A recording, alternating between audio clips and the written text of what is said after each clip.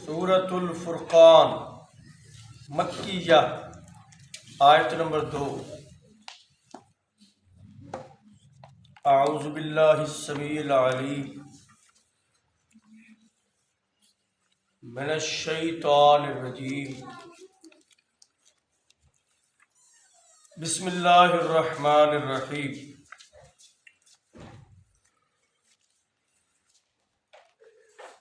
الذی لہ ملک السماوات والارض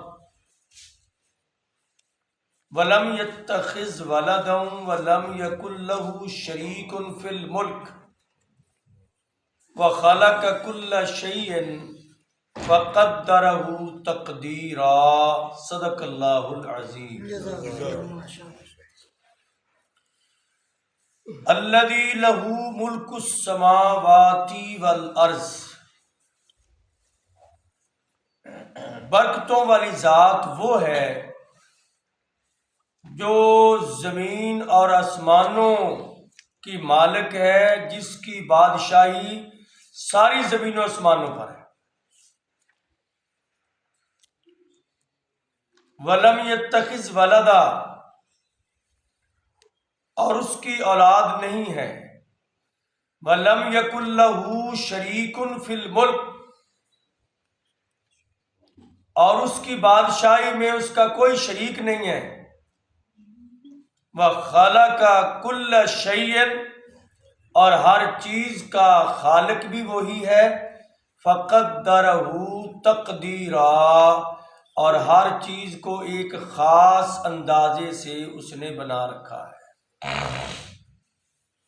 اللہ جو برکتوں والی ذات ہے وہ ہے جس کی بادشاہی کل کائنات پر، زمینوں آسمانوں پر ہے، اور اس کی کوئی اولاد نہیں، اور اس کا بادشاہی میں کوئی شریک نہیں، اور ہر چیز کو پیدا کرنے والا ہے، پھر ہر چیز کو ایک خاص اندازے سے اس نے بنایا ہوا ہے۔ مفسرین کے نزدیک یہ آیت بڑی جامع، عقیدہ توحید میں بہت ہی بنیادی حیثیت رکھنے والی یہ آیت۔ اور ایک حدیث پاک میں آتا ہے کہ رسول اللہ صلی اللہ علیہ وسلم اہل بیت کا جب بھی کوئی بچہ بولنا شروع کرتا نا، ابتدائی باتیں کرتا، تو آپ اس کو یہ آیت زبانی یاد کرواتے۔ الذی لہ ملک السماوات والارض ولم يتخذ ولدا ولم يكن له شریک فی الملک وخلق كل شیء فقدرہ تقدیرا۔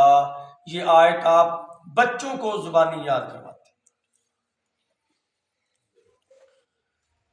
پہلی بات جو اس آیت کریمہ میں اللہ تعالیٰ ارشاد فرما رہے ہیں کہ اللہ کا تعارف یہ ہے، اللہ کی پہچان یہ ہے کہ وہ مالک، وہ خالق، وہ داتا، وہ رازق۔ اس کی شان یہ ہے کہ اس کی بادشاہی کل کائنات پر ہے، کل کائنات کا مالک ہے۔ وہ اتنا بڑا بادشاہ ہے کہ زمینوں آسمانوں پر حکم، اقتدار، سلطنت اسی کی چلتی ہے۔ اس کے علاوہ بادشاہی چلتی ہے، یعنی اس کا حکم چلتا ہے، جو چاہے پل بھر میں کر دے، کوئی پوچھنے والا نہیں۔ زمینوں پر کرے تو اللہ کرتا ہے، آسمانوں پر ہو تو اللہ کے حکم سے ہوتا ہے، اور زمین و آسمانوں کے درمیان جو چیزیں ہوتی ہیں وہ بھی اللہ کے حکم سے، اذن سے بپا ہوتی ہیں۔ ہر چیز پر مکمل کنٹرول، اختیار، اقتدار، سلطنت ایک اللہ کی ہے۔ دوسری بات یہ وَلَمْ يَتَّخِذْ وَلَدًا، جو مشرک کہا کرتے تھے، مکے کے مشرک، کہ فرشتے اللہ کی بیٹیاں ہیں، اور یہود و نصارہ یہ کہا کرتے تھے کہ عزیر اللہ کا بیٹا اور سیدنا عیسیٰ علیہ السلام اللہ کے بیٹے۔ تو اللہ تعالیٰ نے ان سب کا رد کر دیا کہ اللہ کسی بیٹے اولاد کا بیٹیوں کا محتاج نہیں. یہ ایک کمزوری ہے انسان کی. جس کے پاس اولاد ہو وہ بھی کمزور ہوتا ہے، جس کے پاس نہ ہو اس کی بھی کمزوری ہے، وہ پریشان ہوتا ہے نہیں. اور جس کی ہو، حدیث پاک میں آتا ہے اولاد جامع ترمذی میں اولاد بندے کو بزدل کر دیتی ہے. وہ ڈرتا ہے بھی میں اگر میدان جنگ میں گیا تو پیچھے بچوں کا کیا بنے گا. ایمان مضبوط ہو سب کا تو نہیں ہوتا، لیکن اکثر کی بات ہے. تو انسان اس وجہ سے اولاد کی پیچھے سے فکر کرتے ہوئے بعض کام کرنے والے بھی نہیں کرتا. یہ ایک کمزوری ہے، لیکن مالک خالق اللہ کے اندر یہ کمزوری نہیں. اور اولاد اس لیے بندہ مانگتا ہے کہ اولاد ہوگی تو پیچھے سے نام چلے گا. اللہ تو هو الاول والآخر والظاہر والباطن وهو بكل شيء علیم. وہ تو اول تا آخر ہے، اس کا نام رہے گا. کل من علیہا فان، جب سب کچھ فنا ہو جائے گا پھر بھی باقی. ویبقا وجہ ربی کا ذوالجلال والاکرام، وہ باقی رہے گا. کل کائنات فنا ہوگی، اس کو اولاد کی ضرورت نہیں. اور اولاد کی کمزوری یہ بھی لکھا مفسرین نے کہ اولاد بعض دفعہ ضد کر کے باپ کو منا لیتی ہے. جو کام نہیں بھی کرنے والا ہوتا وہ کہتے ہیں کہ شادی پہ یہ ڈھول نہیں بجانا، وہ بچہ ہمارا اڑ گیا، کر لیتے ہیں. ایسے ان کا یہ نظریہ تھا یہود و نصارہ کا کہ یہ جو اللہ کے بیٹے ہیں نا، اللہ کے بیٹے جناب عزیر، سیدنا عیسیٰ، یہ اللہ سے جو چاہیں گے منوا لیں گے. ایسا نہیں ہو سکتا. اللہ کے اقتدار میں کوئی بندہ پر نہیں مار سکتا، کوئی لا یتکلم، کوئی بندہ کلام بھی نہیں کر سکتا الا من اذن له الرحمن وقال صوابا. جس کو رب اجازت دے، اللہ کی اجازت کے بغیر وہاں تو بول بھی کوئی نہیں سکتا. تو دوسری بات یہ ہوئی وَلَمْ يَتَّخِذْ وَلَدًا. اللہ کا تعارف ہے کہ اللہ کا اقتدار سلطنت کل کائنات پر، اور جن کو تم نے رب کے مقابلے بنایا ان کا تو اپنے جسم پر اختیار نہیں. بندے کے اپنے بال کسی کے سفید ہو گئے وہ کالے نہیں کر سکتا. بندہ بیمار ہو جائے وہ خود بخود تندرست نہیں ہو سکتا. بندے کو حاجت آ جائے وہ اپنی حاجت کو روک نہیں سکتا، اور حاجت نہ آئے تو وہ اس کا اخراج کر نہیں سکتا. بندہ تو بے بس ہے. لیکن مالک خالق کی شان یہ ہے کہ جس کا اقتدار کل کائنات پر ہے.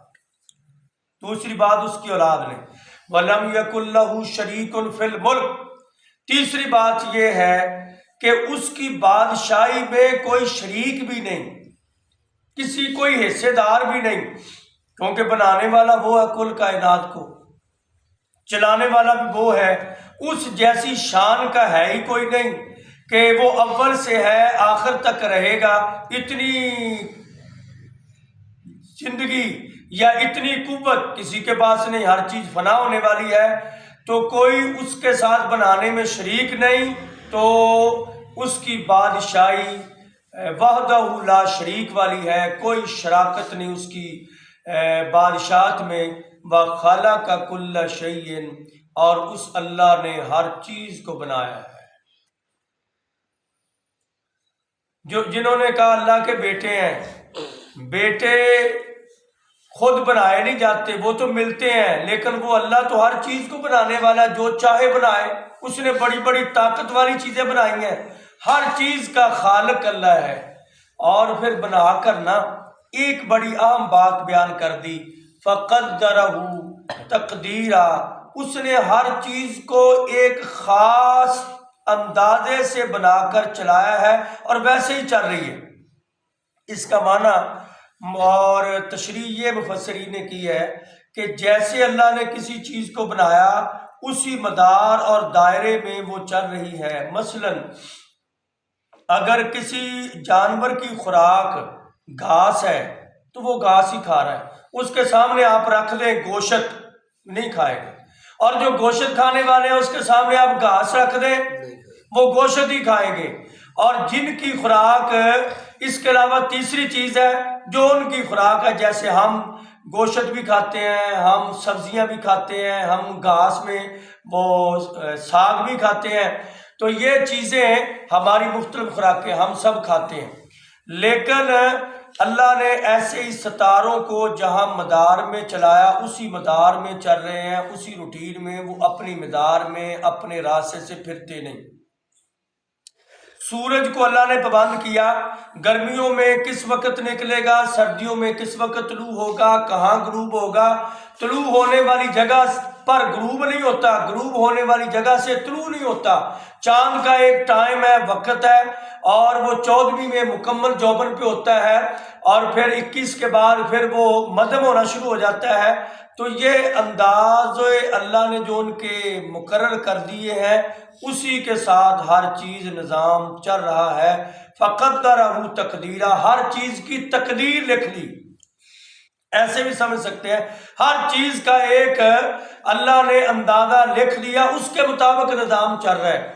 تو جو غیر اختیاری معاملات تھے وہ تو اللہ نے ان کو دے دیے اور چل رہے ہیں، اور انسان کو کچھ اختیار دے دیا کہ تیری مرضی ہے. انا ہدیناہ السبیل اما شاکرا و اما کفورا. ہم نے تجھے تھوڑا سا اختیار دیا ہے، ہدایت والے راستے پر چلو تمہاری مرضی، گمراہی والے راستے پر چلو تمہاری مرضی. اب اللہ کہتے ہیں لیکن پسند راستہ ہدایت والا ہے، کامیابی والا.